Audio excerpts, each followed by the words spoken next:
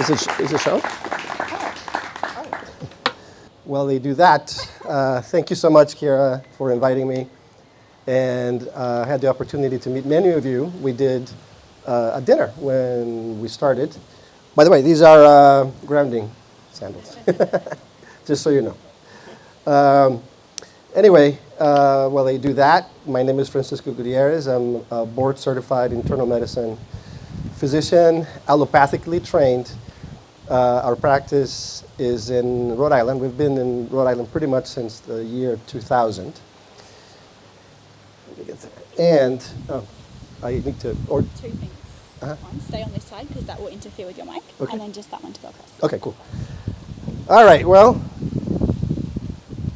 who am I? I graduated here in 1994 from the Universidad Evangélica de El Salvador. Then we moved to New York City to do my training in internal medicine. And then we moved to Rhode Island. And we've been there since the year 2000, like I said. So along the way, I've seen many changes in how medicine is being delivered in the United States and in the whole world, really, Western medicine.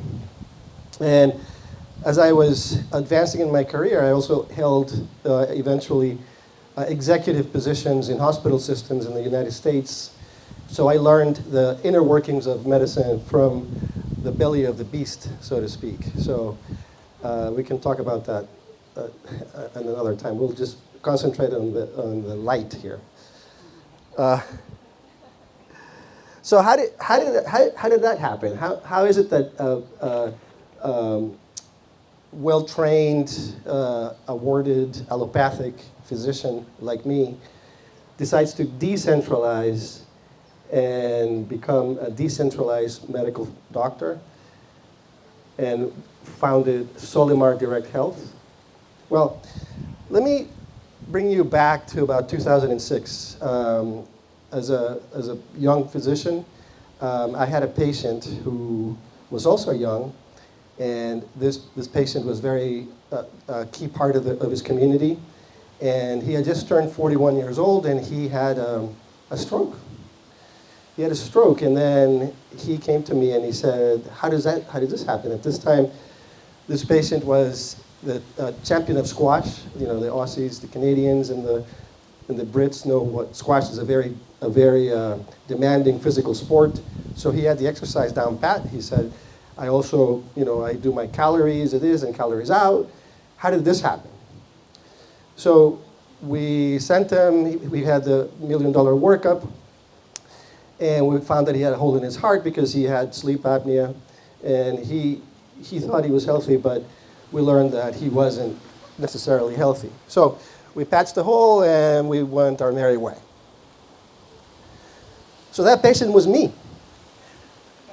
That was me in 2006. So I asked the question, wait a second.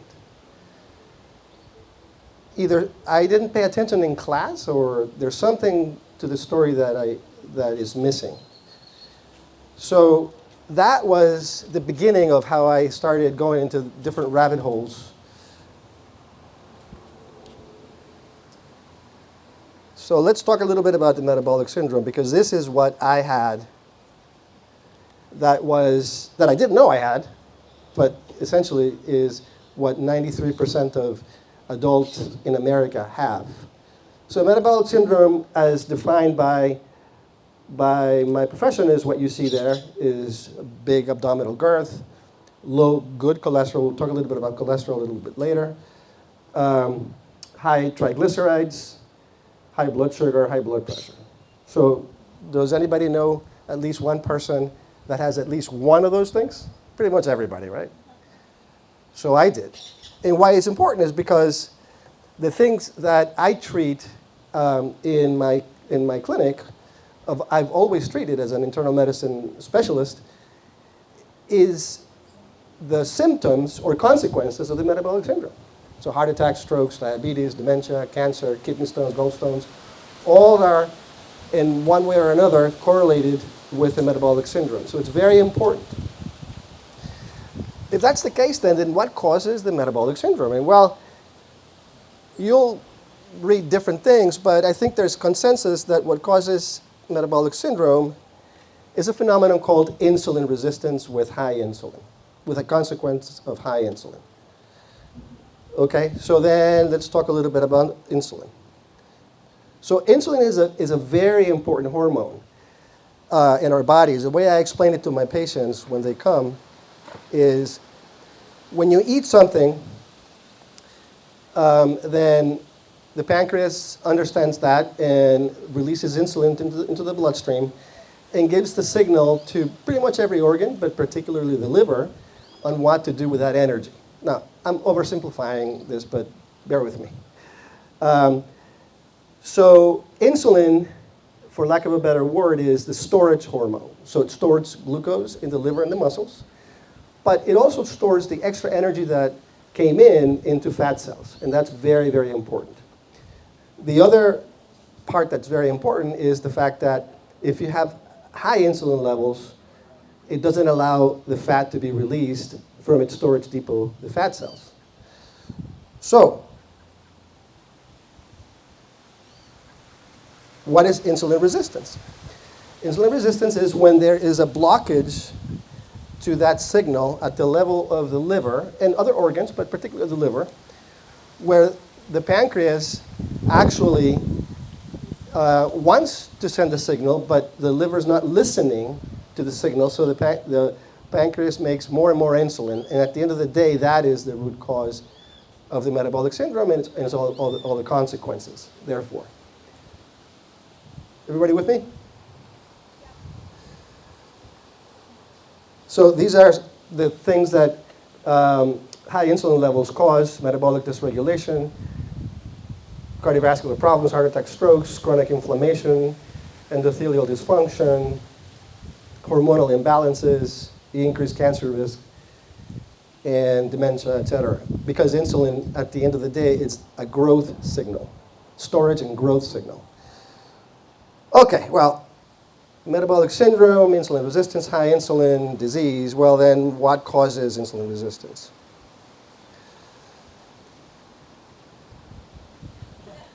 It's our friend the mitochondria, sick mitochondria. So I don't have to tell you what a mitochondria is. In this crowd, obviously, my profession is the powerhouse of the cell. And they stop there. They don't tell you how it works. No, it's just the powerhouse of the cell. They don't pay any attention to the fact that, okay, so the difference between you being alive or dead is energy, and these things make energy. So that means that if you have good mitochondria, that means that you're going to have health and life. If you have bad mitochondria, then that means that you're slowly dying. That's what the metabolic syndrome represents, slow death, because of this. Well, then, what causes mitochondrial dysfunction? Well, I don't have to tell you that. My profession says, okay, it's all about diet and exercise. And it's true. I mean, there are certain foodstuffs that I don't consider food, like seed oils or processed foods, that can disrupt mitochondria and cause insulin resistance that way. But that's just two. These two.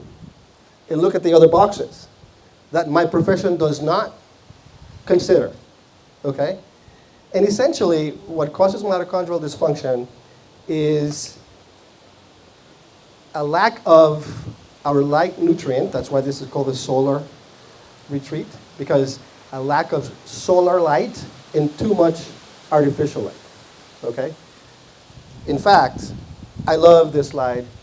Every single patient that I see in the office gets a copy of this because it's very difficult for people to understand the importance of light.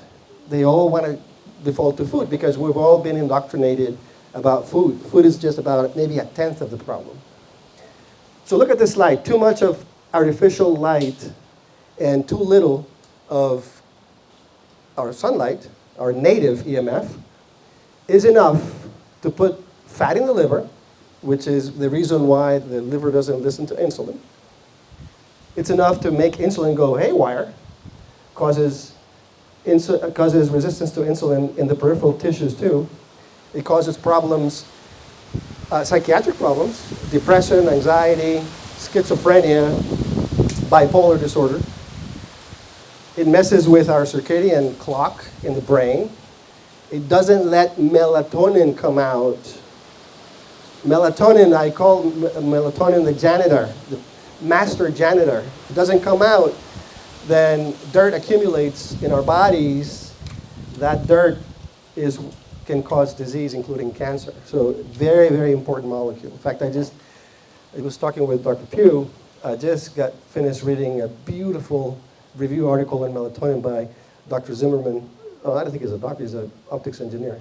But anyway, then it also causes your triglycerides to go up and your HDL to go down. Remember? Metabolic syndrome. It causes stress from the adrenals, and at the end, causes people to gain weight, inflammation, metabolic syndrome, disease. This is, even if you have the most perfect diet and you run 40 marathons a day.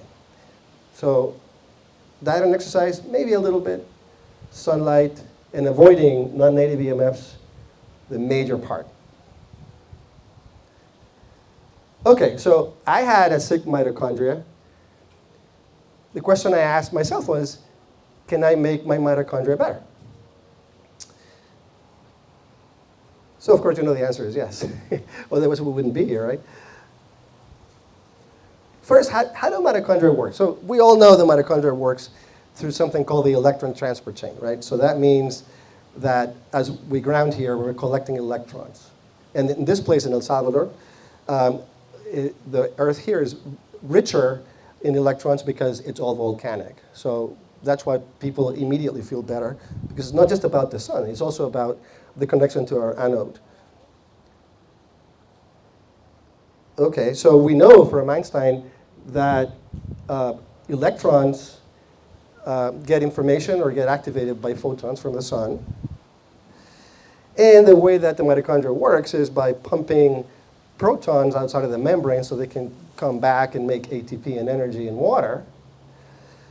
So that's electrons, protons, and photons, so that means quantum physics. So in order for me to be here to talk to you as a physician, I had to learn quantum physics so I can be the doctor that I think my patients deserve.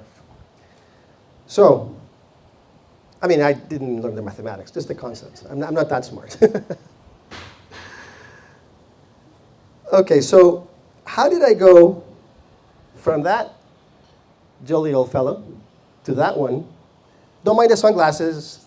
It's been a journey for me. I threw them away, I promise you. I promise you I did throw them away. I just want to make a point here.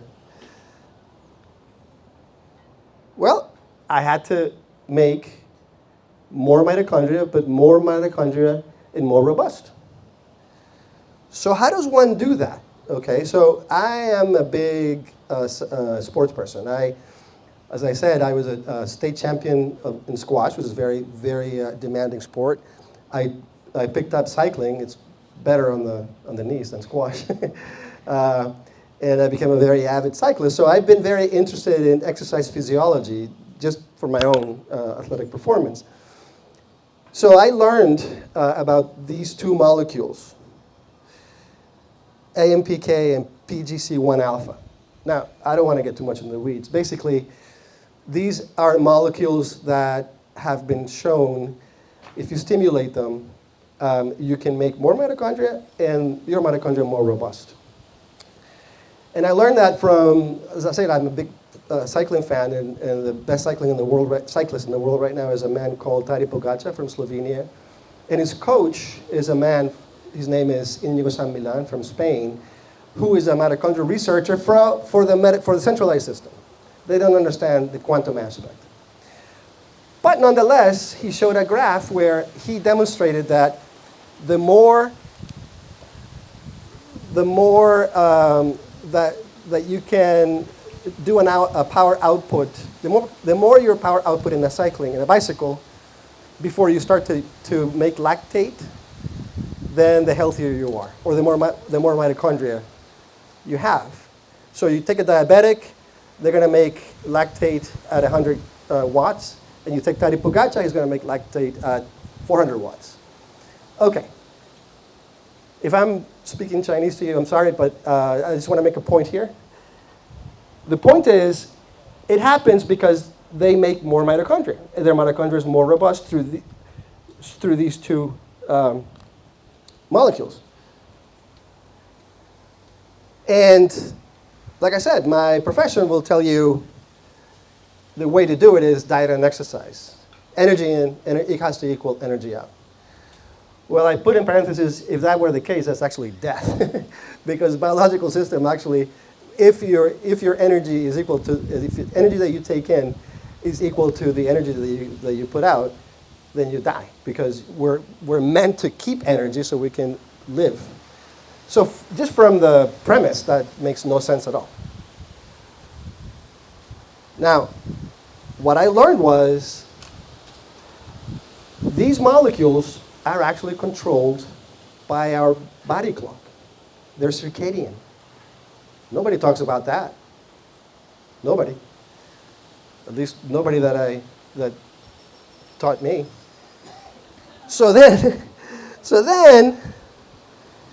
I said to myself, is it possible to take every diabetic that comes to see me to the French Alps and ride 120 miles and with 4,500 meters of elevation so I can make their mitochondria better? Or can I make their mitochondria better simply by aligning their body clock? And that is how our company was born, SoliMar. So Solymar Direct Health was born in 2021. I had still been working, while I was learning all these concepts, I was still working within the centralized medical system. And I had a few different difficulties. I left that hospital system where I was an executive. I was out of clinical practice for a couple of years. Then I came back, and then COVID came. And then a friend of mine actually died from COVID. He was we graduated valedictorian together here from Universidad Evangelica, and he was the head of the intensive care unit at Houston Methodist Hospital. And then he was younger than me, and that was devastating. And then I came down with COVID. And at the time, I didn't know what was going to happen. I was in the front lines. I was working at the urgent care. And then as I was recovering from COVID, I said, and I had been learning all these concepts I'm sharing with you, I said to Eleonora, my wife, I'm not going to go back. I'm not going to go back to prescribing statins. I'm not going to go back to a system of medicine that does not align with my ethics and my morals anymore. So we did a full reset. We sold everything. We invested in this company called Solymar Direct Health. And here we are.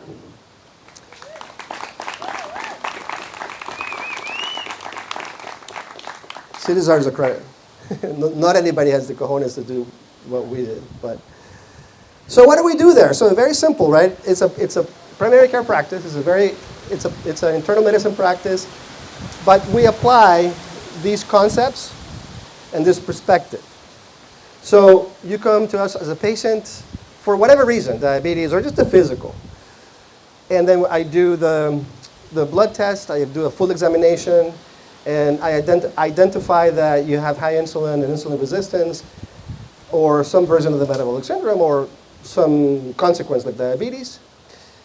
And then what we do, everybody gets what we call the SoliMar Wellness Plan. It's a personalized wellness plan, which is rooted in three levels, if you will.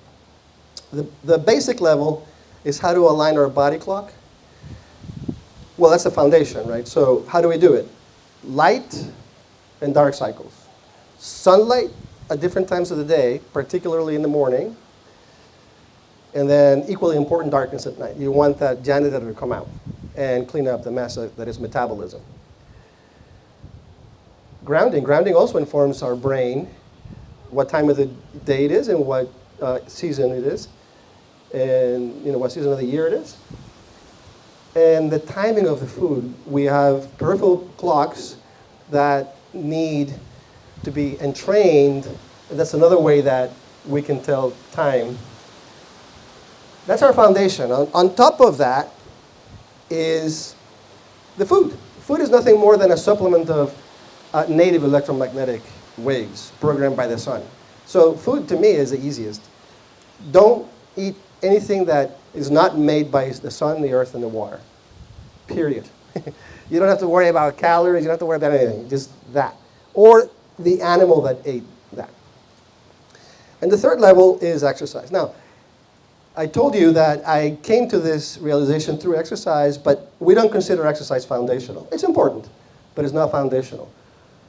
If you don't have the foundation, then you get sick. That's what happened to me. I had exercise, didn't have the foundation, I got sick. I would prefer, and in fact we have patients that can only exercise at 4 o'clock in the morning. I said, no. Wake up at 6:30, go out for a walk, forget the gym. And they get better. Okay, well, that's all well and good, but does it really work? So I wanted to share just a couple of results of real patients. Before I do that, we use, in order to measure the success that or the progress, I should say, we use this technology called 3D body composition. So we use this device called Staiku, which gives you a 3D representation of your body and measurements and predicts your body fat, muscle mass. And it comes to within 1 to 2 percentage points of what you would get with a DEXA scan, which is the gold standard. However, a DEXA scan is radiation. So I couldn't be radiating people every month, but this is just a red infrared camera. So that's why we chose it. We get the same information with no side effects. But the cool thing about this is not only gives you the body composition, but it also puts that in the context of your health or risk of disease, and I'll show you in a minute. The other point to make here is that we chose this because insulin, if you have high insulin, you gain fat. And insulin is not a switch, it's like a dimmer. So as you're losing body fat, that means that your insulin is coming down. That means your insulin resistance is breaking, and that means you're regaining mitochondrial health. So instead of me being so sophisticated in measuring lactate levels and this and that and the other thing, we use this as a surrogate to show people in a very safe and inexpensive way how they're getting better. So here she is. This is a young woman in her early 30s. When she first came to us, she looked the way she's showing in the left. She was suicidal. She had just had a baby. Not just, but within 6 months. She was beside herself. So sometimes I'm a little drastic, and I told her, look, I can't get you better in the 44th north latitude, because her mitochondria is coupled to the 19th north latitude. So you got to get out of here. You have to go back to the DR. Can you? Yes. She said, yes, okay. But I'm going to lose my job. Well, okay. I'll write a letter of necessity. I will sign the insurance papers. She didn't lose her job. She came back weighing 20 pounds less, happy as can be. And now, fast forward a few months later, that's what she looks like on the right. And no more depression. So she lost 40 inches off her torso. She lost almost 11% body fat, 4 pounds of fat from her belly area, 8.5 inches from her waist. And this is what I wanted to show. This is what's really cool about the Staiku, is that when she began, her risk of disease was high. See how it's in red-orange? And by doing the things she did, her risk is now almost gone. Very powerful. And I show this, that's her waist, so that's really impressive. The second patient is this lady, who is a type 1 but became type 2 diabetic, being treated in the mecca of endocrine diseases called the Joslin Clinic, renowned worldwide as the mecca in the centralized environment in my profession. Every time she went for her 3-month follow-ups there, she came back taking more and more insulin, and her sugar kept going up and up and up and up. So by the time she came to us, she was taking 160 units of insulin in total. That's a lot. I told you that insulin is the problem. Too much. And we keep perpetuating it by treating these people the wrong way.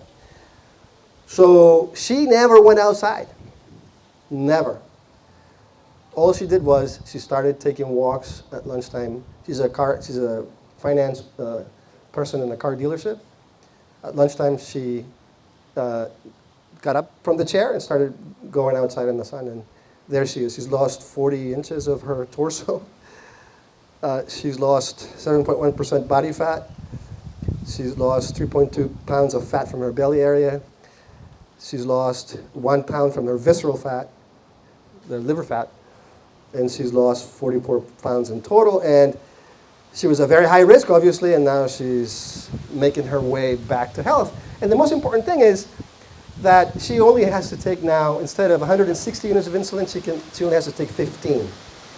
That's a big, big deal, because the less insulin you take, the longer you're going to live. So type 1 diabetics, when I started my career, they would need only about 10 units of insulin in the day. Now everybody's 60, 70, 80, or more. And the other piece of the puzzle is now, not puzzled, but the only remark that I want to make is the people at Johnson are pissed off at her because they say that, well, you don't take the medicine that we prescribe. No, because he doesn't need it.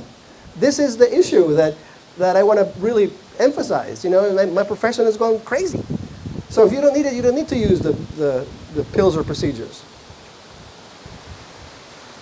That's her waste. Okay, so Kira wanted me to talk a little bit about cholesterol, and I think it's important. I'll close with my 2 cents talking about cholesterol. It's not infrequent. In fact, it's very frequent that new patients that come to our practice come because they want our perspective on cholesterol. They've been threatened by their previous physicians that they have high cholesterol, they're going to drop dead if they don't take the milk. And that's no word of a lie. That's what they tell me. And it's true, because that's what I used to tell them also. So is cholesterol really bad? Is it really deadly? Well, here's cholesterol. That's a cartoon of what cholesterol is. And look, sorry about the sunglasses. Still, we have to teach cholesterol about sunglasses. But I thought it was a cool cartoon because it says, I keep your cells strong. So cholesterol is important for membrane function. It's important for hormone building. It's important for vitamin D. It's important for bile production, so you can eat good food. It's antioxidant. That's why it shows up in the plaques, because it's there to help, not to cause any problems. And it's important for brain function, okay? So let me ask you this. So this is what I was asking myself as I was learning about cholesterol. That semester, I learned all about these good things about cholesterol, and the next semester, cholesterol is going to kill you. Well, is it really going to kill you? Okay. See? Took off the sunglasses and says, why am I blamed?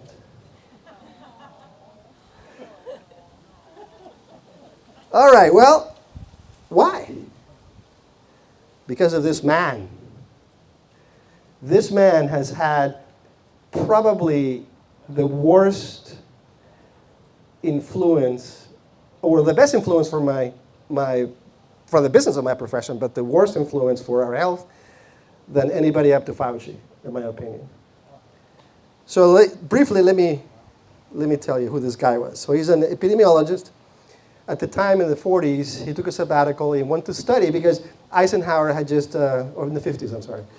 Eisenhower had just had a heart attack, and they wanted to figure out why. So this man had it in his head that it was because people were eating too much saturated fat. And he published a study, the famous 7-country study that showed that the more a population ate saturated fat, they had more heart attacks, strokes, deaths, cardiovascular disease.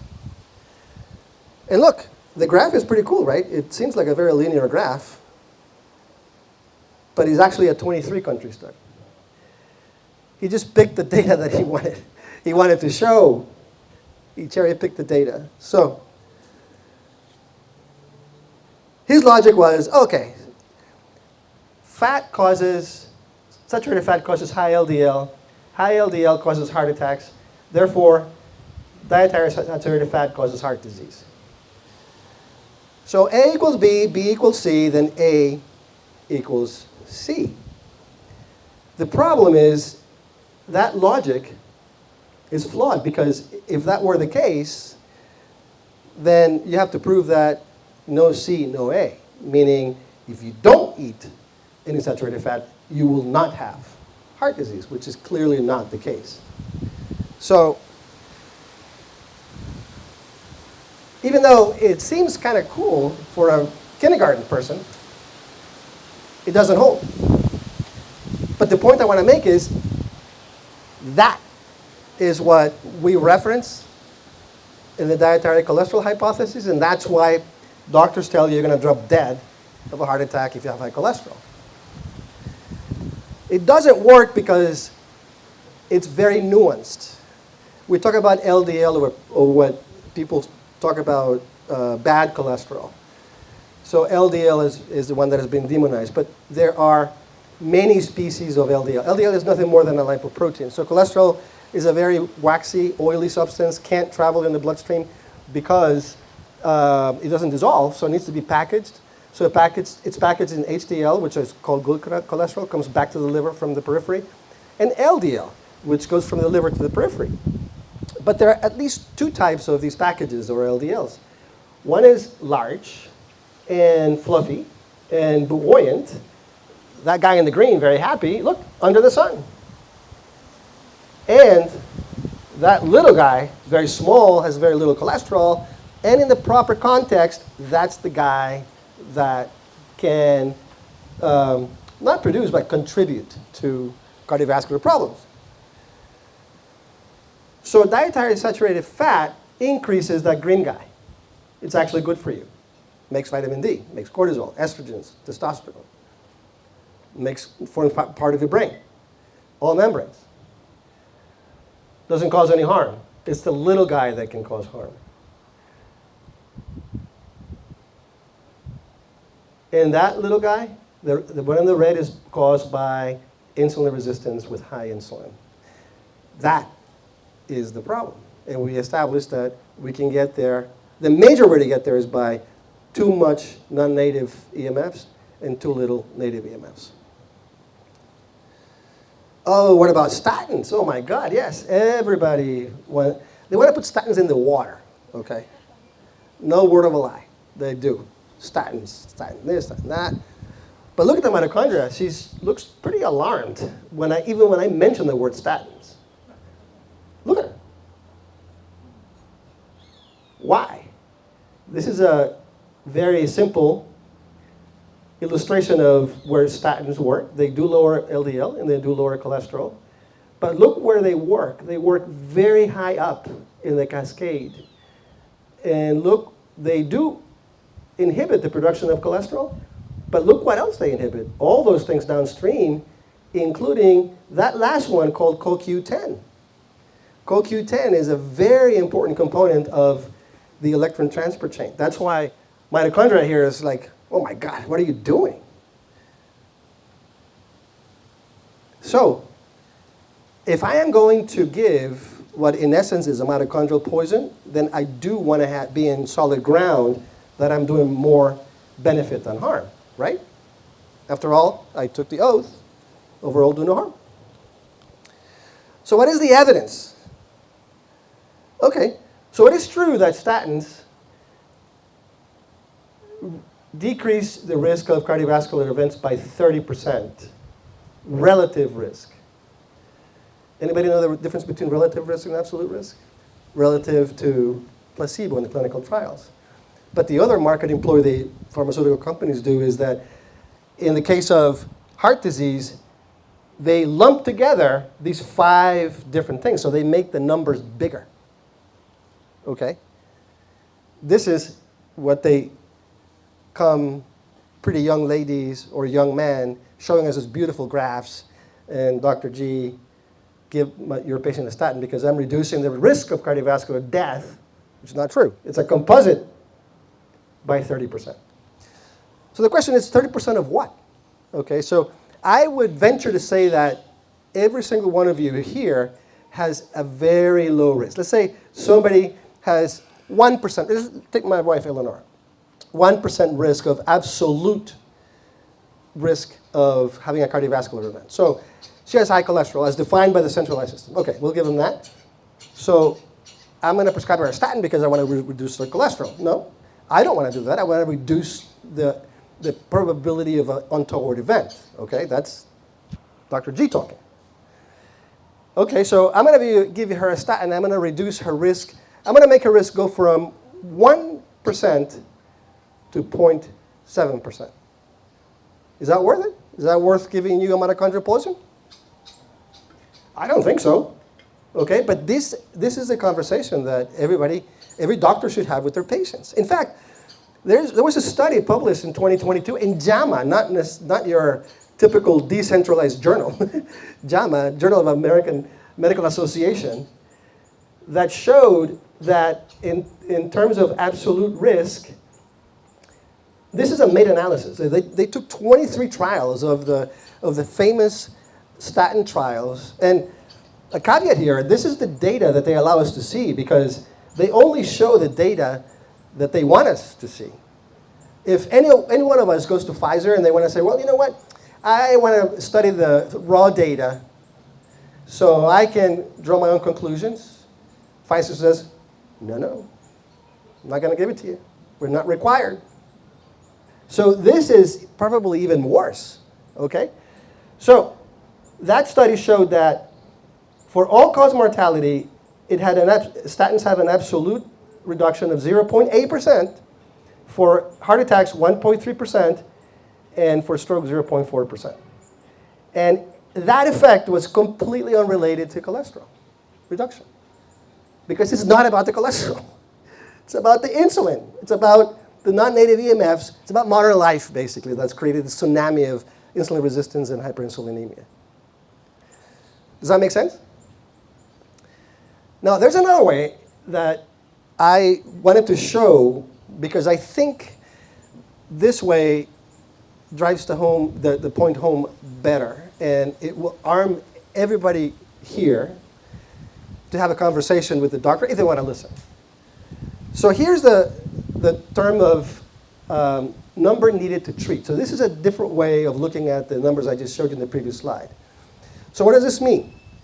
This means how many people do I have to treat in order to reduce one event, okay? This is taking people with high cholesterol as defined by my profession in primary prevention, meaning that nobody has already had heart attacks or strokes. So look, no statistical difference for mortality, so you're not going to drop dead like the doctors are telling you. I have to find 217 people to prevent one heart attack, and I have to find 313 people to prevent a stroke. Yet, I only have to find 21 people to cause muscle problems and 204 to cause diabetes. Whereas the overall do no harm. I have to find less people to harm you than benefit you. Now, the data for secondary prevention, which means the people that have already had some cardiovascular event, is 1 in 80, but that's a far cry from you're going to drop dead of a heart attack. The data for the Mediterranean diet, which is the only thing that they've studied, is 1 in 40. So you tell me. Okay, just to wrap up a little bit, so the cholesterol part, saturated fat is not the devil. Quite the contrary, it's very beneficial. It does raise LDL, but it's the big, fluffy, the one that doesn't cause any harm. The one that can cause harm, doesn't have to cause harm, but it does. It can cause harm is the small particle LDL, And that's because there's too much insulin because of insulin resistance, which is another way of saying mitochondrial dysfunction. And the key point here is mitochondrial health comes from giving your body what it was designed to get, what you are doing here. Sunlight, water, and magnetism from the earth. That's why our company is called SoliMar. SoliMar. And look at their logo. It's a magnet. Okay. Questions? Thank you for your attention.